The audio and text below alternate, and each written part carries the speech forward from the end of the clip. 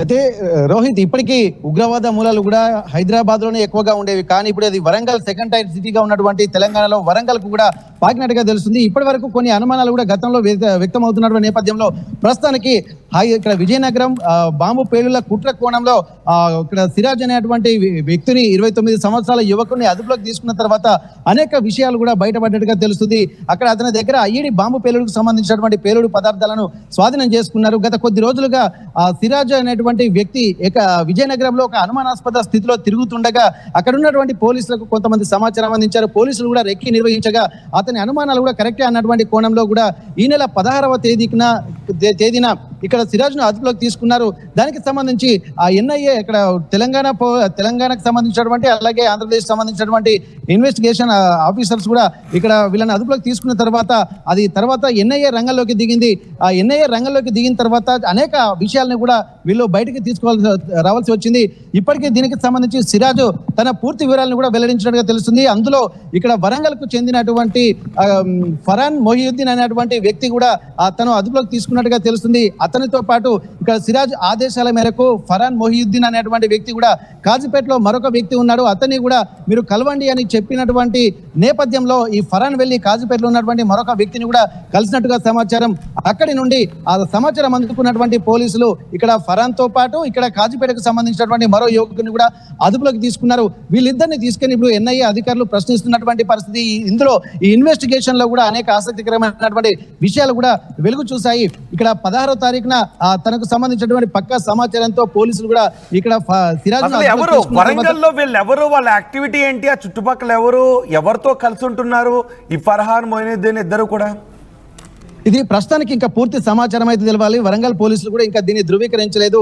ఇక్కడ ఎన్ఐఏ అధికారులే నేరుగా వచ్చి ఇక్కడ వీళ్ళను తీసుకొని వెళ్ళిన తర్వాత మాత్రమే ఇక్కడ వరంగల్ కు చెందినటువంటి వ్యక్తులు కూడా ఇందులో పార్టిసిపేట్ చేస్తున్నారు అన్నటువంటి విషయాలు తెలిసింది. దీనికి సంబంధించి ఇక్కడ ఉన్నటువంటి పోలీసులకు కూడా సమాచారం అనేది, కానీ ఇది గోప్యంగా ఉంచుతున్నటువంటి సమాచారం. ఎందుకంటే ఇన్వెస్టిగేషన్ రిపోర్ట్ లో కూడా పూర్తి స్థాయిలో వివరాలు కూడా బయటికి రావాల్సినటువంటి అవసరం ఉండడంతో కూడా బయటికి ఇంకా పొక్కకుండా పోలీసులు జాగ్రత్తగా వహిస్తున్నారు. గతంలో జరిగినటువంటి విధంగానే ఈసారి కూడా పోలీసులు గోప్యంగా వ్యవహరిస్తున్నారు. దీనికి సంబంధించి ఆపరేషన్ అంతా ఇక్కడ హైదరాబాద్ లో మాత్రం ఇన్వెస్టిగేషన్ నడుస్తుంది. విజయవాడకు చెందినటువంటి సిరాజే దీనికి పూర్తి స్థాయిలో వివరాలు తెలుస్తున్నాయి. దీనికి సంబంధించి హైదరాబాద్ లో ఉన్నటువంటి సమీర్ అనేటువంటి వ్యక్తిని 2016లో కూడా ఇతను కలిసినట్టుగా తెలుస్తుంది. అప్పటి నుండి ఇక్కడ ఎవరైతే ఈ సిరాజ్ ఉన్నాడో తను కూడా తనకు సంబంధించి విజయనగరంలో ఒక భారీ బాంబు పేలులకు కూడా కుట్ర చేస్తున్నటువంటి కోణం అయితే జరిగింది. వీటన్నిటి దృష్టిలో పెట్టుకుని ఆరా తీయగా ఇప్పటి వరకు తను కూడా ఎస్ఐకి అలాగే మిగిలిన గ్రూప్ 2 పరీక్షలకు కూడా ప్రిపేర్ అవుతున్నట్టుగా ఇక్కడ సిరాజ్ చెప్తున్నటువంటి పరిస్థితి. పూర్తిగా ఇప్పుడు ప్రస్తుతానికైతే వరంగల్లో కూడా ఇప్పుడు సిరాజ్ ఆల్రెడీ సమీర్ ఇద్దరు కూడా పెద్ద ఎత్తున పేలుడు పదార్థాలను సమీకరించుకున్నారు, బాంబులు తయారు చేస్తారు. వాళ్ళకి బాంబులు ఎక్కడెక్కడ పెట్టాలి అనేది మరికొందరు రెక్కి నిర్వహిస్తున్నారు. అంటే వీళ్ళిద్దరూ కూడా వరంగల్లో బాంబులు ఎక్కడెక్కడ పెట్టాలనే విషయంపై ఉన్న రెక్కి నిర్వహిస్తున్నారా? అదే కోణంలో అనుకోవచ్చు. ఎందుకంటే ఇక్కడ ఇది ఒకటే, నాట్ ఓన్లీ ఇప్పుడు ఉన్నటువంటి ఐఈడి బాంబు పేలులకు ఒక్కటే కాకుండా వీళ్ళు అనేక అంశాల మీద కూడా వీళ్ళు పరిగణలోకి తీసుకుంటున్నారు. ఇప్పటికీ సిరాజ్ ను ఇన్వెస్టిగేషన్ చేసినటువంటి నేపథ్యంలో అనేక విషయాలు వెలుగు చూశాయి. ఎందుకంటే కొంతమంది ముస్లిం అమ్మాయిల్ని కూడా ఇతర కులస్తులు కూడా వీళ్ళు అంటే ట్రాప్ లో పెడుతున్నారు. ముస్లిం అమ్మాయిలు కొంత ఇబ్బందికర వాతావరణంలో ఉంటున్నారు కాబట్టి వాళ్ళను సంరక్షించడానికి కూడా ఇక్కడ సిరాజ్ లాంటి వాళ్ళు ఒక దేశవ్యాప్తంగా ఒక కార్యక్రమాలకు రూపకల్పన చేశారు. దీంతో పాటు ఇక్కడ ముస్లింల సమాజాన్ని కూడా కొంత ఐక్యతగా ఉంచడం కోసం కొత్త ఆర్గనైజేషన్లు కూడా ఇక్కడ ఏర్పాటు చేస్తున్నట్టుగా అనేక అంశాలు తెలుస్తుంది.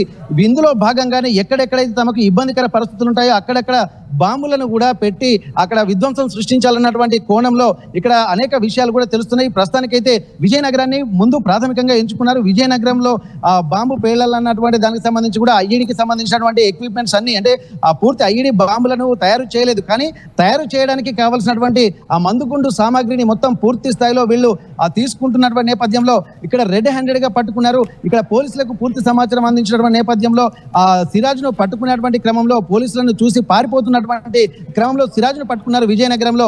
ఆ విజయనగరంలో సిరాజ్ ను పట్టుకున్న తర్వాతనే ఇక్కడ వరంగల్ కు సంబంధించినటువంటి విషయాలు బయటకు వచ్చాయి. ఇక్కడ వరంగల్లో ఉన్నటువంటి ఇక్కడ ఫరాన్ మొహియుద్దీన్ తో పాటు కాజీపేటకు సంబంధించినటువంటి మరో యువకుడు, వీళ్ళ పాత్ర ఏందనేది ఇంకా ఇన్వెస్టిగేషన్ రిపోర్ట్ లో తేలాల్సి ఉంటుంది.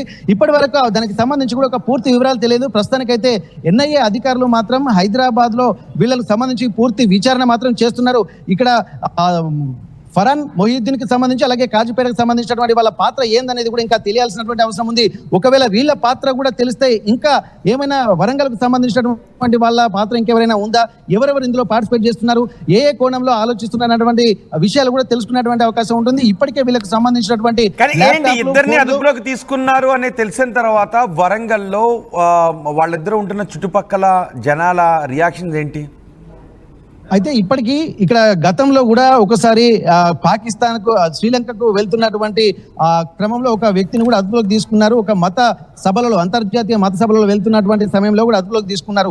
అట్లాంటి విధంగా చుట్టుపక్కలటువంటి ముస్లిం సమాజంలో కూడా ఒక ఆందోళనకరమైనటువంటి వాతావరణం అయితే గతంలో నెలకొంది. సేమ్ అదే విధంగా తమ పక్క వ్యక్తే ఇట్లాంటి పరిస్థితులు ఉన్నాయన్నటువంటి కోణంలో కూడా కాజుపేటకు సంబంధించినటువంటి వ్యక్తితో పాటు ఇక్కడ ఫరాన్ మొహియుద్దీన్ వరంగల్కు సంబంధించినటువంటి వ్యక్తి కుటుంబ సభ్యులు, ఆ పక్కన ఉన్నటువంటి వాళ్ళు కూడా కొంత ఆందోళన చెందుతున్నారు. ఎందుకంటే ఇప్పుడే చాలా బ్లేమ్ అవుతున్నటువంటి పరిస్థితి ఇప్పుడు పాకిస్తాన్కి అలాగే భారత్ కూడా యుద్ధ సమయంలో కూడా ఇట్లాంటి వాతావరణం ఉండటంతో ఎవరెవరు ఎక్కడెక్కడ ఏ పాత్రలో ఉన్నారన్నటువంటి ఒక భయాందోళనలు కూడా ఇక్కడ ముస్లిం సమాజంతో పాటు ఇక్కడ మిగిలిన హిందూ సమాజము, మిగిలిన వర్గాలు అంటే వరంగల్ నగరం కూడా ఒక్కసారి ఉలిక్కి పడుతున్నటువంటి పరిస్థితి నెలకొంది. వీటన్నిటిని దృష్టిలో పెట్టుకొని ఉగ్రమూలాలు ఎక్కడున్నా కానీ అంతం చేస్తామని చెప్పి ఇక్కడ పోలీసులు అలాగే ప్రభుత్వం కూడా తీవ్ర దృఢ నిశ్చయంతో ఉన్నటువంటి నేపథ్యంలో ప్రతి ఒక్కరు కూడా జాగ్రత్తగా ఉండాలి.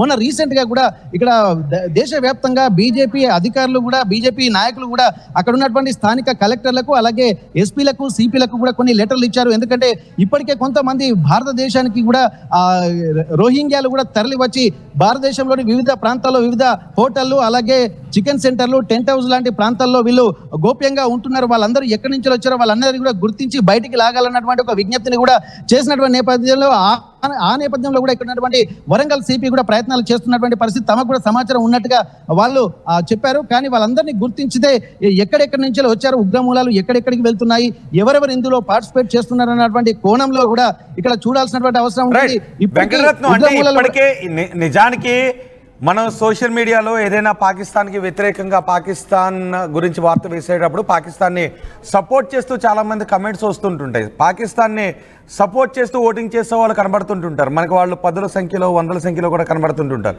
ఇప్పుడు అరెస్ట్ అవుతున్న వీళ్ళను చూస్తుంటే తెలుగు రాష్ట్రాల్లోనే మొన్న మనం చూసాం, సిరాజ్ని చూసాం, అలాగే సమీర్, ఇప్పుడు వరంగల్లో ఇద్దరు, మరికొంతమంది వీళ్ళందరికీ సపోర్ట్గా ఉన్నారు. అంటే వీళ్ళు 10ల సంఖ్యలోనే ఇక్కడ తెలుగు రాష్ట్రాల్లో ఉండే అవకాశం ఉంటుందేమో బహుశా. Yes exactly. ఎందుకంటే ఇప్పుడు ఒక్కరు ఉన్నా కానీ వారికి సంబంధించినటువంటి అనుచరులు కూడా ఇక్కడ వీళ్ళ ప్లాన్ కూడా ఏంటంటే ఇక్కడ వీళ్ళకి సంబంధించి ఏదైతే జాతీయ స్థాయిలో కొన్ని ఆర్గనైజేషన్స్ ను ఏర్పాటు చేసి ఆ ఆర్గనైజేషన్ లో పనిచేయడానికి, రిక్రూట్ చేసుకోవడానికి కూడా కొంతమంది యువకులు కావాలి అన్నటువంటి కోణంలోనే ఇక్కడ వీళ్ళు ఒక టీం వర్క్ చేసేటువంటి పరిస్థితి. ఆ టీం వర్క్ లో ఎవరెవరు పార్టిసిపేట్ చేశారన్నటువంటి కోణంలో ఒక్కొక్క విషయాలు అయితే బయటకు వస్తున్నాయి. ఇప్పుడు సమీర్ నేపథ్యంలోనే ఇక్కడ వరంగల్ మూలాలు బయటపడ్డాయి. వరంగల్లో ఉన్నటువంటి ఇక్కడ ఉన్నటువంటి మొహియుద్దీన్తో పాటు కాజీపేట యువకులకు సంబంధించినటువంటి ఆరాధిస్తే మరిన్ని కూడా బయటకు వచ్చేటువంటి అవకాశం అయితే కనిపిస్తుంది. వీటన్నిటిని దృష్టిలో పెట్టుకొని అసలు రిక్రూట్మెంట్నే వీళ్ళు ప్రధానంగా ఇందులో మనకు కనిపిస్తుంది. ఇప్పటి వరకు దేశవ్యాప్తంగా ఉన్నటువంటి ప్రాంతాల్లో, మిగిలిన రాష్ట్రాల్లో కూడా ఇట్లాంటి వ్యక్తులను కూడా సమీకరించి ఒక ఢిల్లీలో అలాగే ముంబైలో ఇట్లాంటి ప్రాంతాల్లో కూడా వీళ్ళు ఒక సమావేశాలకు కూడా హాజరై తెలిసింది. దీనికి సంబంధించి కూడా పూర్తిగా ఎన్ఐఏ అధికారులు కూడా పూర్తి డీటెయిల్స్ 1 by 1 కూడా దాన్ని ఇంప్లిమెంట్ అంటే నోట్ చేసుకుంటున్నారు. ఇక్కడ ఎక్కడెక్కడ ఇంకా ఉంటున్నాయన్నటువంటి కోణంలో వరంగల్ ప్రధాన పాత్ర ఉన్నట్టుగా తెలుస్తుంది. వరంగల్ కేంద్రంగా కూడా రిక్రూట్మెంట్స్ జరుగుతున్నాయన్నటువంటి నేపథ్యంలో కూడా మళ్ళీ ఒకసారి వరంగల్లో కూడా ఉగ్రమూలాలు ఉన్నాయన్నటువంటి ఒక ఆందోళన, ఒక భయాందోళన మాత్రం వరంగల్ దగ్గర ప్రజలు వ్యక్తం చేస్తున్నారు. రోహిత్. రైట్ వెంకటరత్నం, వరంగల్లో ఉగ్రవాదుల కదలికలు వెలుగులోకి వచ్చాయి. వరంగల్లో 2 ఉగ్రవాదులను ఎన్ఐఏ అదుపులోకి తీసుకుంది. ఎన్ఐఏ అదుపులో 2 ఉగ్రవాదులు ఉన్నారు. వాళ్ళు వరంగల్కు చెందిన వారు అని తెలిసిన వెంటనే ఒక్కసారిగా వరంగల్ నగరం ఉలిక్కిపడింది. ఇటీవల తెలుగు రాష్ట్రాల్లో ఉగ్రవాదుల కదలికలు బయటకు వస్తూ ఉండటం, వాళ్ళని అదుపులోకి తీసుకుంటూ ఉండటంతో తెలుగు రాష్ట్రాల ప్రజలు కూడా భయాందోళన వ్యక్తం చేస్తున్నారు. మనం నిజానికి గుర్తు చేసుకోవచ్చు, ఒక ఏదైనా పోల్ పెడితే పాకిస్తాన్ని సపోర్ట్ చేసేవాళ్ళు మనం తెలుగులో మాట్లాడుతుంటాం. అంటే తెలుగు రాష్ట్రాల్లోనే పాకిస్తాన్ని సపోర్ట్ చేసేవాళ్ళు 100ల సంఖ్యలో కనబడుతున్నారు. 2%, 3% జనాలు కనబడుతూ ఉన్నారు. సో వీళ్ళందరిలోనూ ఉగ్రవాదులు ఉన్నారు అనే విషయం మనకు అర్థమవుతుంది. ఇప్పుడు వరంగల్లో అదుపులోకి తీసుకున్న వ్యక్తులతో పాటు మొన్న విజయనగరం అండ్ హైదరాబాద్లో అదుపులోకి తీసుకునే సిరాజ్, సమీర్ ఇద్దరిని అదుపులోకి తీసుకున్న తర్వాత ఈ వివరాలన్నీ అంటే మనకి ఓటింగ్లో కూడా వచ్చి మీడియాలో ప్రసారం అవుతున్న వార్తల్లో కూడా వాళ్ళు వచ్చి అక్కడ వాళ్ళ భావజాలాన్ని వ్యక్తీకరిస్తూ ఉన్నారు. సో వీళ్ళందరూ ఇప్పుడు అరెస్ట్ అవుతూ ఉన్నారు. అంటే చాలా పదుల సంఖ్యలో ఉగ్రవాదులు ఉన్నారు, ఉగ్రవాదులకు సపోర్ట్ చేసే వాళ్ళు మన తెలుగు రాష్ట్రాల్లో ఉన్నారు. వాళ్ళందరూ కూడా ఒక్కొక్కరు అరెస్ట్ అవుతూ ఉండడం కొంత ఆందోళన కలిగిస్తుంది. విజయనగరంలో మీకు గుర్తుందిగా, సిరాజ్ ఏకంగా పెద్ద ఎత్తున పేలుడు పదార్థాలను కొనుగోలు చేశాడు సమీర్తో కలిసి. ఆ తర్వాత వాళ్ళిద్దరికీ మరో 8 మంది సహాయకులుగా ఉన్నారు. వాళ్ళు ఎక్కడెక్కడ బాంబులు పెట్టాలి అనే విషయంపై రెక్కి నిర్వహిస్తున్నారు అని. వాళ్ళిద్దరికీ ఎక్కడి నుంచి ఆదేశాలు వస్తున్నాయంటే సౌదీ నుంచి ఒకరు, ఒమెన్ నుంచి ఒకరు ఆదేశాలు జారీ చేస్తున్నారు అని. ఇప్పుడు ఆ సౌదీ, ఒమెన్లో ఉన్న ఇద్దరిని కూడా భారతదేశానికి రప్పించడానికి ఎన్ఐఏ ప్రయత్నాలు చేస్తుంది. అయితే సమీర్, సిరాజ్ ఇద్దరు ఇచ్చిన సమాచారంతో దేశవ్యాప్తంగా మరో 15 మందిని అరెస్ట్ చేసినట్టుగా తెలుస్తోంది. వాళ్ళిద్దరు ఇచ్చిన సమాచారంతోనే ఇప్పుడు వరంగల్లో మరో ఇద్దరిని కూడా అదుపులోకి తీసుకున్నట్టుగా తెలుస్తోంది. అంటే రాబోయే రోజుల్లో ఇంకా చాలా మందిని ఉగ్రవాదులను అరెస్ట్ చేసే అవకాశాలు ఉన్నాయి. మన మధ్యనే తిరుగుతూ బహుశా మనం ఉంటున్న కాలనీలో మన పక్కన ఎక్కడో ఇల్లు అద్దెకు తీసుకుని వాళ్ళు ఉండే అవకాశం కూడా ఉంటుంది. తెలుగు రాష్ట్రాల్లో భారీగా ఉగ్రవాదులకు సహాయం చేస్తున్న వాళ్ళు పట్టుబడటం ఆందోళన కలిగిస్తుంది. సో ఇలా